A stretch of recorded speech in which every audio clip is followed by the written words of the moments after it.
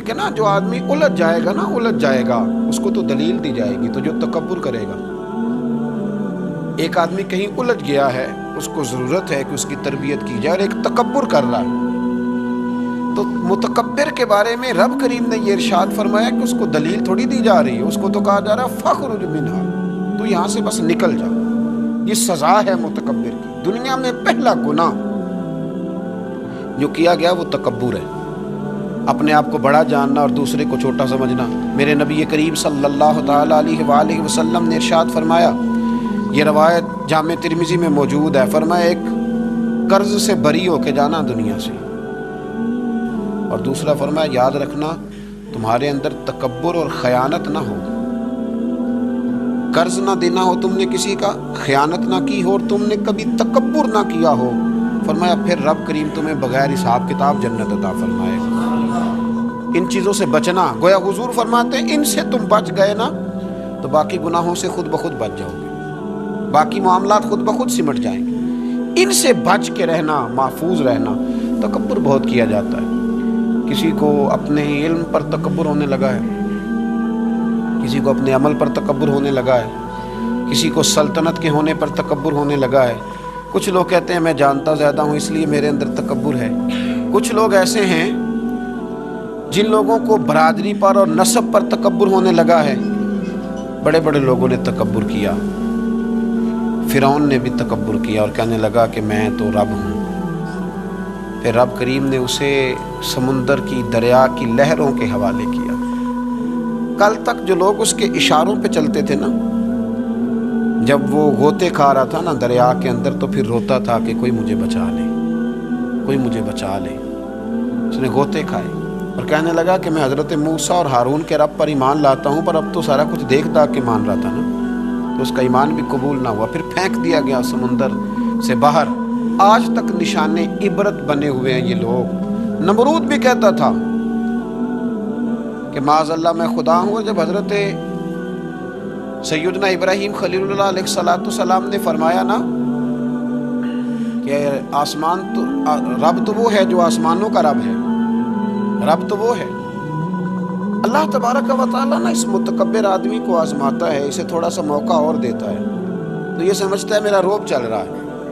اللہ اسے آزماتا ہے، یہ سمجھتا ہے کہ دیکھا میرا جو ہے وہ میرا عصا، میرا ڈنڈا صحیح کام کر رہا ہے، حالانکہ اللہ تو موقع دے رہا ہے۔ اور جب پھر وہ کھینچتا ہے، پھر حضور علیہ السلام فرماتے ہیں تمہارے رب سے سخت کسی کی پکڑ ہوتی نہیں۔ یہ سمجھتا ہے کہ دیکھا نا میں جیسے کہہ رہا ہوں ویسے نظام چل رہا۔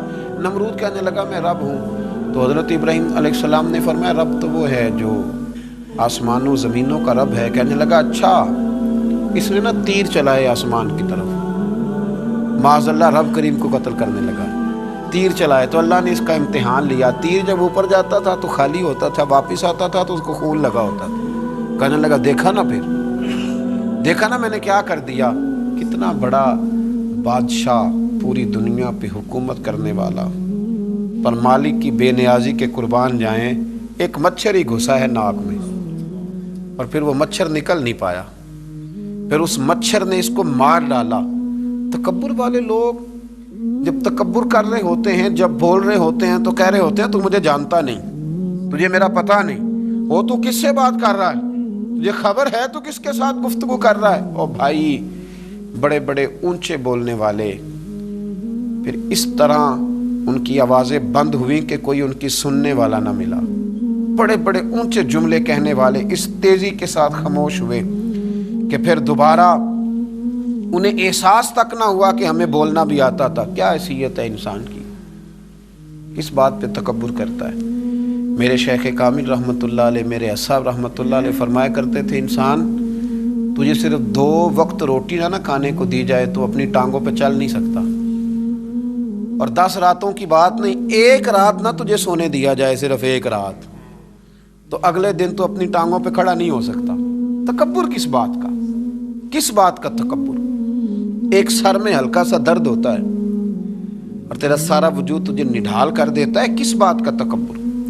لیکن اس کے باوجود لوگ پھولے نہیں سماتے، باتیں کرتے ہیں تو بچ بچ کے، گفتگو کرتے ہیں تو کھول کھول کے، اور ہر تیسرا آدمی آ کر کے پوچھتا ہے کوئی حکم ہوا تو بتائیے گا، کوئی حکم ہوا تو بتائیے گا تکبر صرف ایک ذات کرے گی اور وہ ہے رب کریم کی ذات، کیونکہ وہ سب سے بڑا ہے، وہ اللہ اکبر ہے، وہ اللہ اکبر ہے۔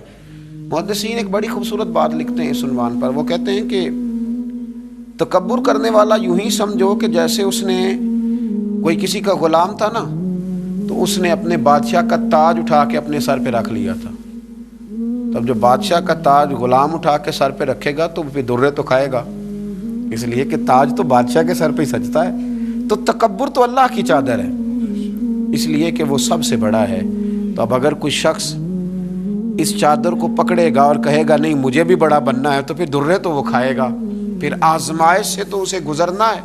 کبھی بھی اپنے آپ کو بڑا نہ جانے، اور ویسے بھی انسان باتوں سے تھوڑی بڑا ہوتا ہے، بڑا تو اپنے اخلاق سے ہوتا ہے، بڑا تو اپنے کردار سے ہوتا ہے، بڑا تو وہ اس طرح ہوتا ہے کہ اگر اس کے اندر کچھ چیزیں پائی جائیں جن سے محسوس ہو کہ یہ انسان بڑا ہے، تو وہ رویے اس کے بتاتے ہیں یہ کتنا بڑا ہے۔ میرے نبی کریم صلی اللہ تعالی علیہ وسلم نے فرمایا یہ جو تکبر کرنے والے لوگ ہیں نا، قیامت کے دن اللہ انہیں چیونٹیوں کی شکل میں مسخ کر دے گا، چیونٹیوں کی شکل میں اللہ انہیں مسخ کرے گا۔ اور فرمایا اللہ تعالیٰ کو یہ اترا کے چلنے والے تکبر کرنے والے لوگ پسند نہیں آتے، بھاتے نہیں رب کریم کو۔ یہ جو اس انداز میں چلتے ہیں یہ اللہ کو بھاتے نہیں، عاجزی انکساری۔ اور میرے نبی کریم علیہ السلام نے 2 جملوں میں بات بڑے انداز میں سمجھائی، فرمایا تو اللہ کی رضا کے لیے جھک جا، اللہ تجھے عزتیں عطا فرما دے گا۔ تو رب کریم کی رضا کے لیے جھک جا، اللہ تجھے عزتیں عطا کرے گا۔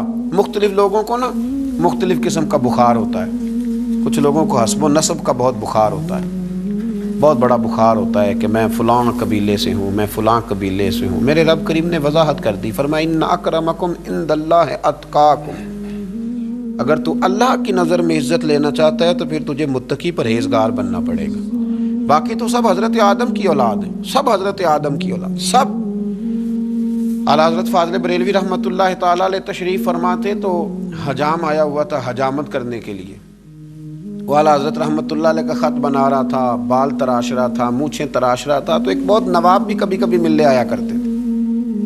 تو وہ حجام صاحب ابھی بیٹھے تھے چارپائی پہ، تو وہ صاحب آ گئے جو کبھی کبھی آیا کرتے تھے، بڑے سیٹھ تھے۔ تو سرکار اعلیٰ حضرت نے فرمایا کہ میاں بیٹھ جاؤ آپ بھی۔ کہنے لگا انہی کے ساتھ بیٹھ جاؤں۔ فاضل بریلوی فرمانے لگے اگر ان کے ساتھ نہیں بیٹھ سکتے تو تشریف لے جائیے، کیونکہ میری مجلس میں جو آتے ہیں وہ سارے برابر ہی ہوتے ہیں، یہاں جتنے آتے ہیں وہ برابر ہوتے ہیں۔ اگر آپ ان کے ساتھ نہیں نہ بیٹھ سکتے صاحب تو پھر آپ گھر جائیے۔ اگر ان کے ساتھ نہیں بیٹھ سکتے، حضرت ابو ذر غفاری رضی اللہ تعالیٰ عنہ خود سنایا کرتے تھے، رویا کرتے تھے اور مزہ لیا کرتے تھے۔ فرماتے تھے ایک دن نا حضرت بلال حبشی سے بحث ہو گئی تھی، میری زبان سے نکل گیا تھا وہ حبشن کے بیٹے جناب بلال حبشی رضی اللہ تعالیٰ عنہ مسجد نبی میں پہنچے، حضور کا چہرہ انور دیکھ کے رو پڑے۔ تو کریم محبوب نے فرمایا بلال تو روتا کیوں ہے؟ عرض کی حضور لوگ مجھے حبشن کا بیٹا کہتے ہیں۔ تو یا رسول اللہ صلی اللہ تعالیٰ علیہ وسلم یہ تو اللہ کی تقسیم ہے، اس نے کس کو کس خاندان میں پیدا کیا۔ میرے محبوب نے ممبر سجایا، صحابہ کو بلایا، فرمایا میں نے تو جاہلیت کی باتیں پیروں تلے رون دی تھی، ابھی بھی جاہلیت کی باتیں پائی جاتی ہیں، لوگوں کو کیا ہو گیا وہ بلال کو حبشن کا بیٹا کہتے ہیں۔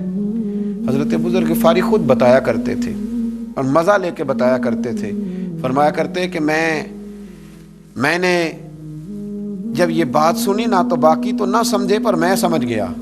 فرماتے میں اٹھ کے حضرت بلال حبشی رضی اللہ تعالیٰ عنہ کے پاس گیا اور میں ان کے سامنے لیٹ گیا، میں نے کہا حبشن کے بیٹے اپنا پیر میرے چہرے پہ رکھ اور میں لوگوں کو بتلاؤں کہ تھا تو حبشن کا بیٹا، پر اب میرے مصطفیٰ نے بڑی شانیں عطا فرما دی، شانیں عطا کر دی، بندہ ہو صاحب ہو محتاج